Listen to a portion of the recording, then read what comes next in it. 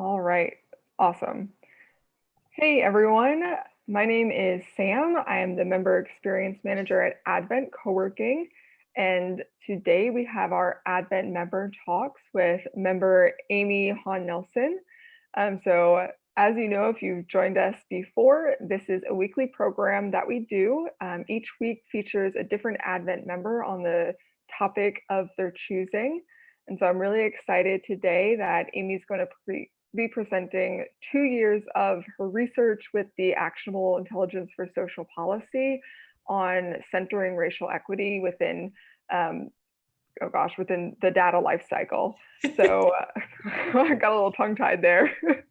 So Amy, I will hand it over to you. And if anyone has questions throughout this, if you want to just either comment them if you're watching on Facebook Live or post them in the Q&A if you're on Zoom, we'll have a Q&A at the end. Cool. All right, y'all. I always have issues with Zoom not letting me do what I want to do. Is that working?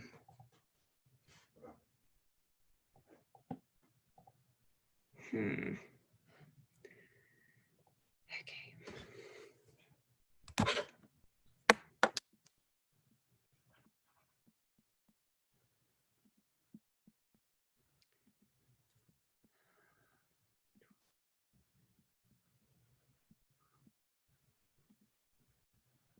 All right, everyone. How's everybody doing?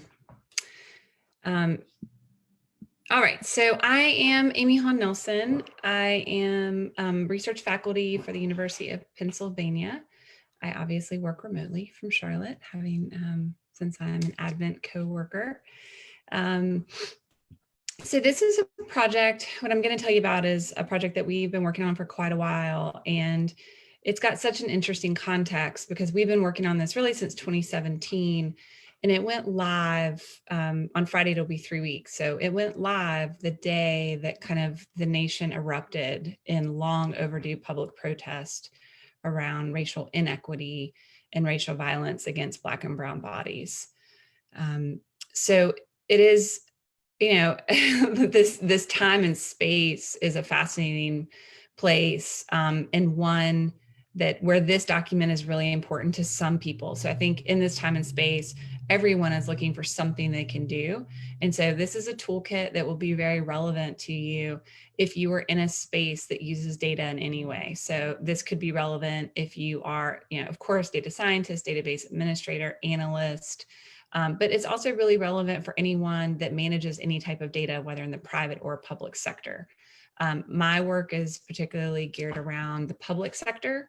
I'm with Actionable Intelligence for Social Policy. We are an initiative out of the University of Pennsylvania, and our overarching goal is to help governments collaborate.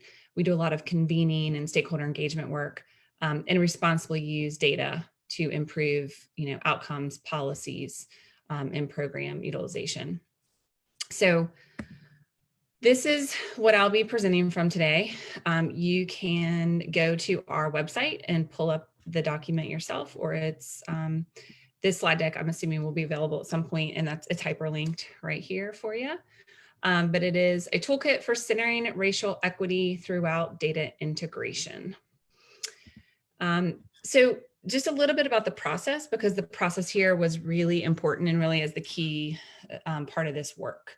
So we work with sites across the United States who regularly cross-sector data share. So we work with a lot of state governments, a lot of local governments. I actually am in this role based on a role that I had previously here in Mecklenburg County, where I was the director of the integrated data system at based out of UNC Charlotte, called the Institute for Social Capital. And so we are part of this national network of sites across the United States who regularly share cross-sector data for policy and program analysis. So think of us as like very community engaged administrative data users.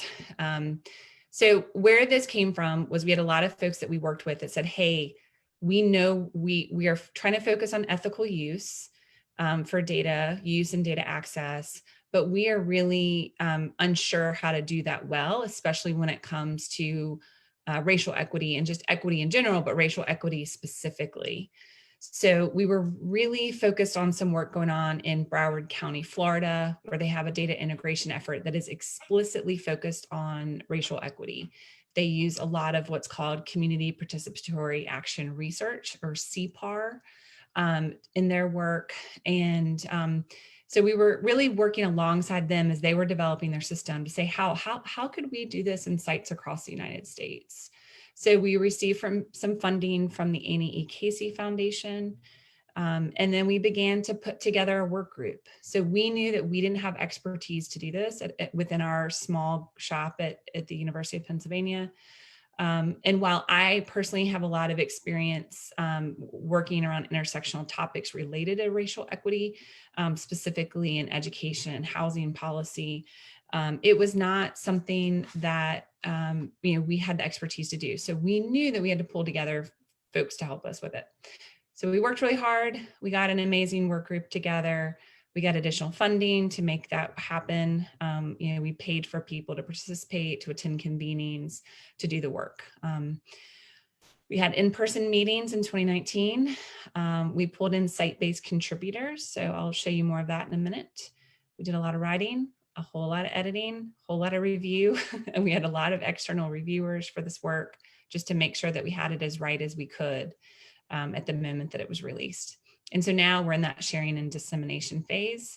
And then we know going forward that we will continue to learn, continue to shift, learn some more, and then try to communicate and share best practice. So the current moment is very complicated. It's even more complicated now than it was, when we published this 3 weeks ago. But we know that governments have more capacity than ever around data. They're using data analytics for decision-making every day at every level of government. And this data is important because, in prior years, there wasn't a lot of data use, and the data that was used was deeply problematic or had some data quality issues. So the use of this data certainly is an improvement, but it is, could be better. So the challenge with the data use that's happening right now is that administrative data, so that is data that is collected for routine purposes. So anytime you interact with a public service or a public system.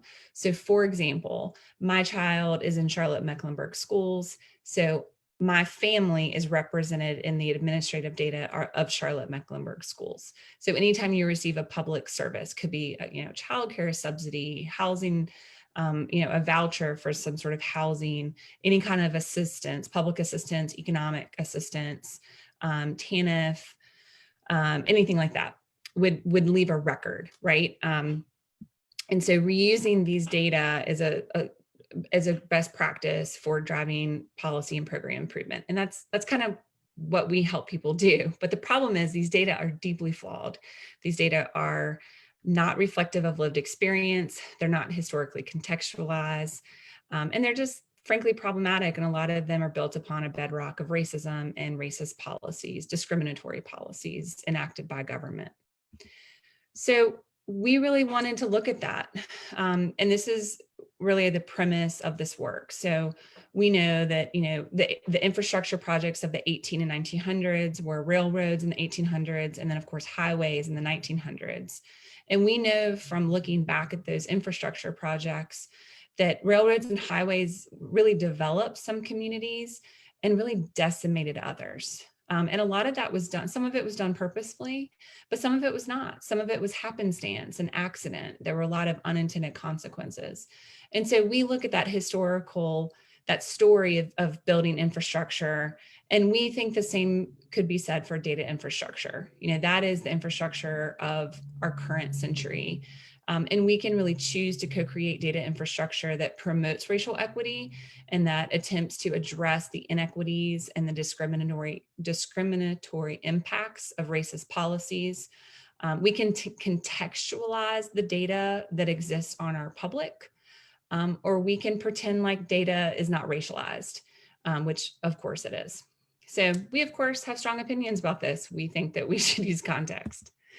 So here's our workgroup contributors. It was a very intentionally diverse group, not only diverse from experience and just demographic life experiences based on identity, but also very diverse based on viewpoint and perspective. So, for example, we explicitly chose some organizers, community-based organizers that do a lot with data work. And we also intentionally chose and selected folks to join who are lifelong bureaucrats who have made their career in government using data for policy and program analysis. So really different perspectives. And we essentially brought them together and made people hash out big thoughts and big concepts and come to some sort of agreement. And so that's really what this toolkit is.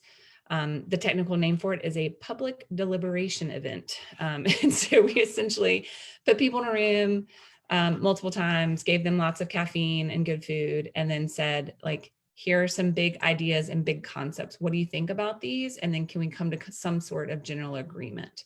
And so the toolkit is our attempt at that. We also had site-based contributors. So these are sites that are doing work that we think centers racial equity. And we have featured their work through a section of the toolkit called Work in Action. Interestingly enough, the Work in Action contributors did not feel that they could be called exemplars because everyone is still learning and still doing the best we can, but everything we're doing is necessary and insufficient. And so the site-based contributors were just that. They did not see themselves as exemplars, but we framed it as work in action. So that's the way that's described throughout the toolkit. So the overall charge was to co-create best practices and strategies for centering racial equity, or at least moving towards it. So that is our attempt to do this here. We also use an existing framework for this work. This comes out of a group called GARE, Government Alliance for Racial Equity. It's also part of the group Race Forward, and they do a lot of work in trying to center racial equity in government.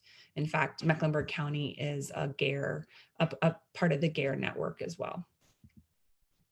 So through this work, we organized it around the stages of the data lifecycle. So we have planning, data collection, data access, use of algorithms and other statistical tools, analysis, and then reporting and dissemination.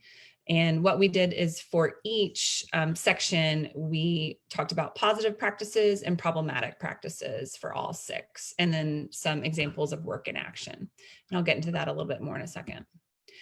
So this was the part that was pretty tough to get to. This is the part where we kind of locked people in a room, gave them lots of coffee, and made them agree on things. So we have 2 slides here. So we strongly encourage, and then we have the corollary, right? We discourage, and that was a little harder. So these are the things we strongly encourage.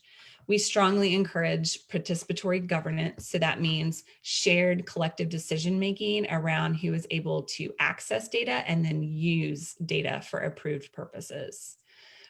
We strongly encourage what we call social license. This is not our term. It's a term to come out of, interestingly enough, out of New Zealand. It is social license is a common term outside of the United States. And it essentially explains the trust that government and researchers have to use data appropriately.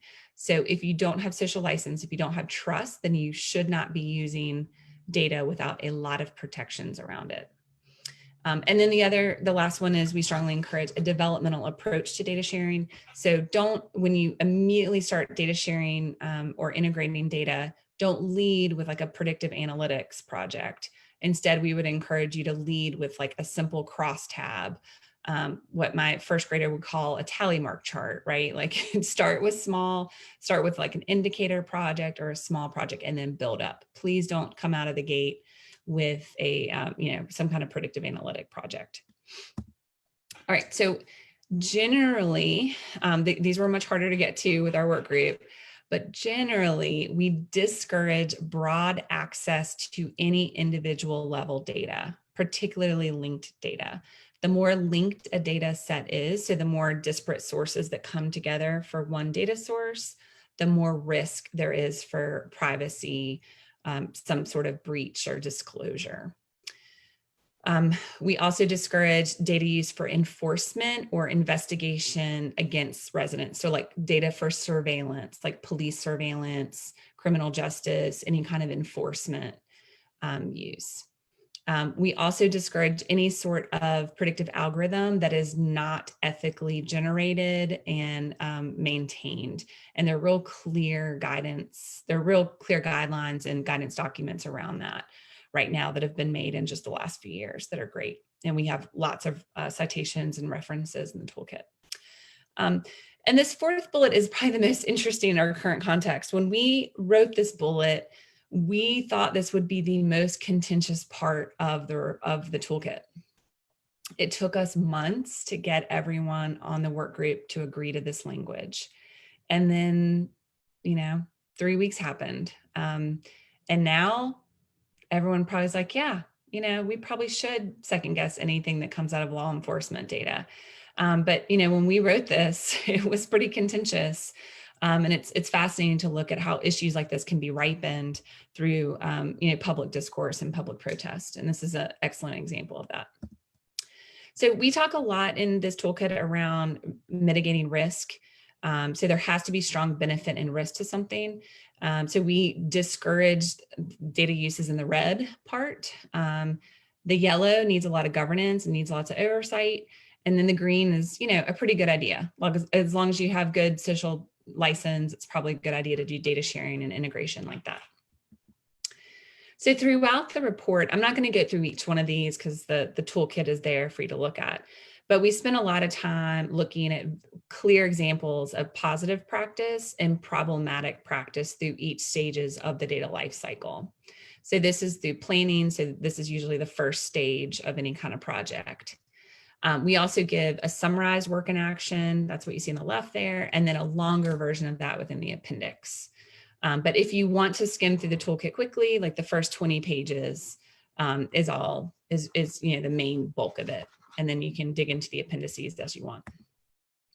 So here's an example for data collection. The way we look at data collection is there's kind of 3 levels of access for data. There's open data, which we hear a lot about.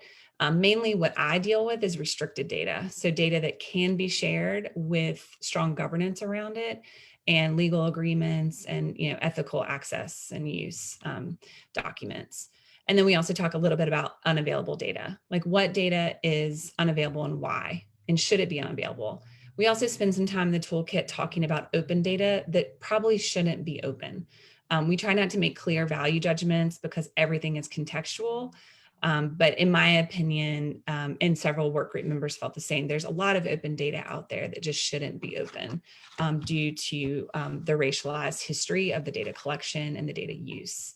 A good example of that here locally would be we have a lot of data from the sheriff's office and from CMPD that is public. In my opinion, it shouldn't be. All right, so then we go into data access a little bit, positive and problematic practice for each of those 3 categories. We talk a little bit about algorithms. This is a part that is really in public discourse. To be frank, it is very easy to do algorithms poorly, but that's really not the main use we see in governments. Most governments are not using algorithms as much as people think they are. They're mainly using data in other ways. So that's not as much of our focus, but we do think it's important. And there's a lot of discourse around problematic algorithms. If you're interested in learning more, we have lots of citations within the toolkit. Analysis is a place we see that has the most opportunity for shifts in practice. Just pulling in other voices and other analysts can really drive a lot of changes for analysis. And that's fairly easy to do and can be relatively low cost. Reporting dissemination is another place where it's really important to think about. It is worthless to do really good research and really good work and then only put it in like a 100-page static document, which, we just released a 70-page static document. So that's why we're doing lots of things like this to try to get these ideas out into the world. So I'm doing lots of presentations right now. We have briefs out, we have lots of different, what I call like a pyramid of products to describe this work. And we see that as a best practice with dissemination. All right, the toolkit also has actually activities in there that focus on different pieces of ethical data access and use and ways in which to center racial equity.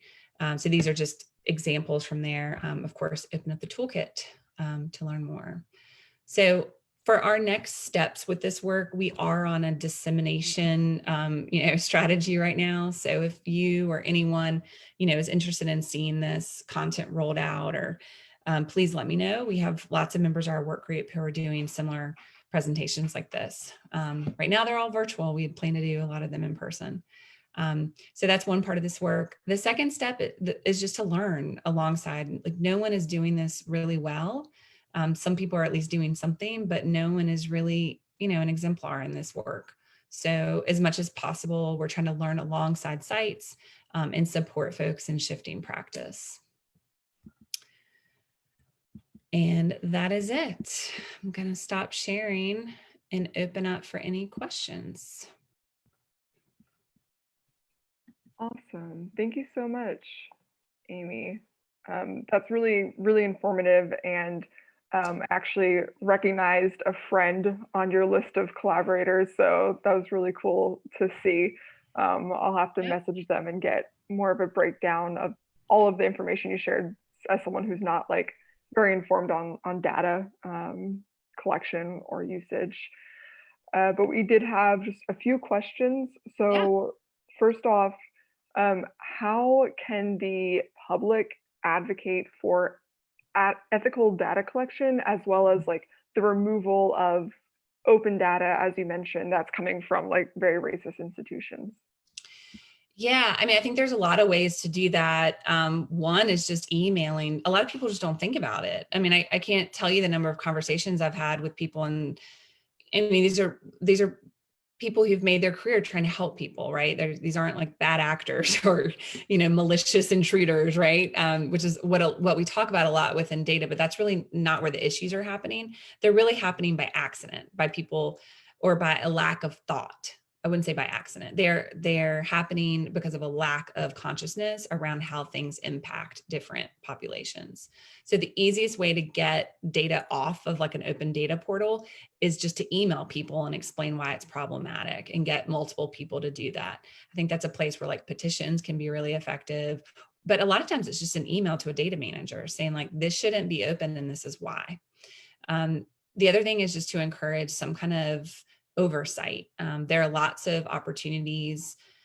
I mean, in Charlotte-Mecklenburg, there's a Mecklenburg County, oversight, like data oversight group that I think is county commission appointed, if I remember correctly. It's mainly like tech folks, like the database administrators and that kind of infrastructure, but they certainly have the ability to guide data collection efforts. So I think a lot of it is just raising the issue and then getting some collective voices around it. And as far as data collection efforts, that's something that I've been real involved with in a couple different places. There's so much of it is contextual, right? So we have several sites that I work with across the United States that stopped collecting race and ethnicity data years ago for some reason, right? They say it was for equity reasons. And then those of us who are focused on this work are like, that doesn't make any sense. So it was misguided policy. And so now people are trying to fix that. But in order to really capture racial disparities and intersectionality, right? We talk a lot about intersectionality within the toolkit, right? Because you not only have to have race, you have to have gender intersecting with race, because we know that the outcomes for Black boys, for example, in education, are really different from Black girls, right? And we know the intersections for white girls and Black girls are really different. And then you overlay levels of difference, right?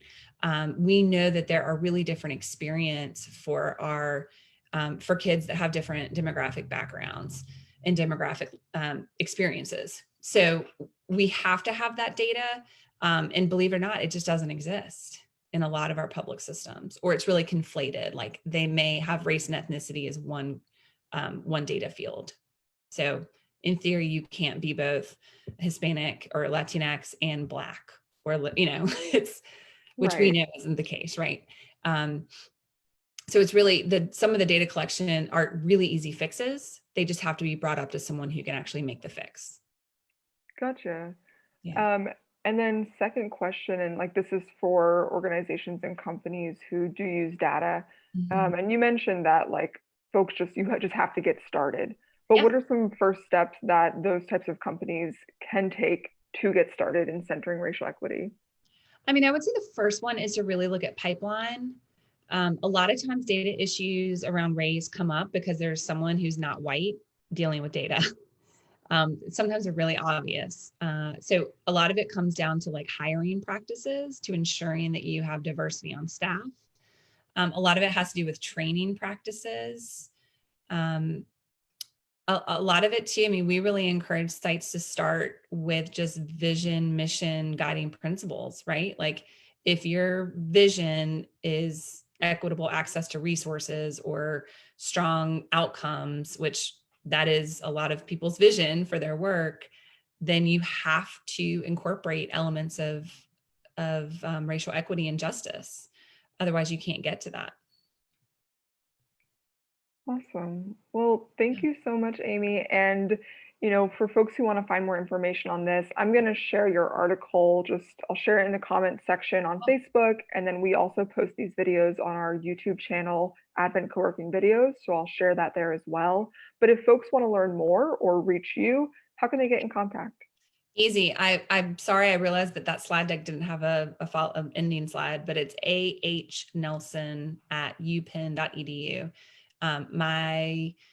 If you go to our website, our AISP website, it's very easy to find me off of that. Or you can just, if we're ever in person at Advent again, you can knock on my door. I'm the center office walking down the main corridor and the last one on the right. And I'm the one always on the phone because that is all I do all day is talk to people about data integration. So I'm usually on a call and I'm usually like waving through the window. But please, Yes. yeah. Awesome. We will all one day be back together at Yeah. Advent. I look forward to that day. Yeah, hopefully. It'll happen eventually, right? Yeah. It will. It will. Well, thank you again so much, Amy. This was Yeah. very informative. I'm going to look into this and learn more because there is so much to learn here. And thank you everyone who's joined us today. And I hope that we'll see you next Tuesday at 4:30 for our Advent member talks. And I hope Cool. you all have a great evening. Thanks. Bye, y'all. Bye.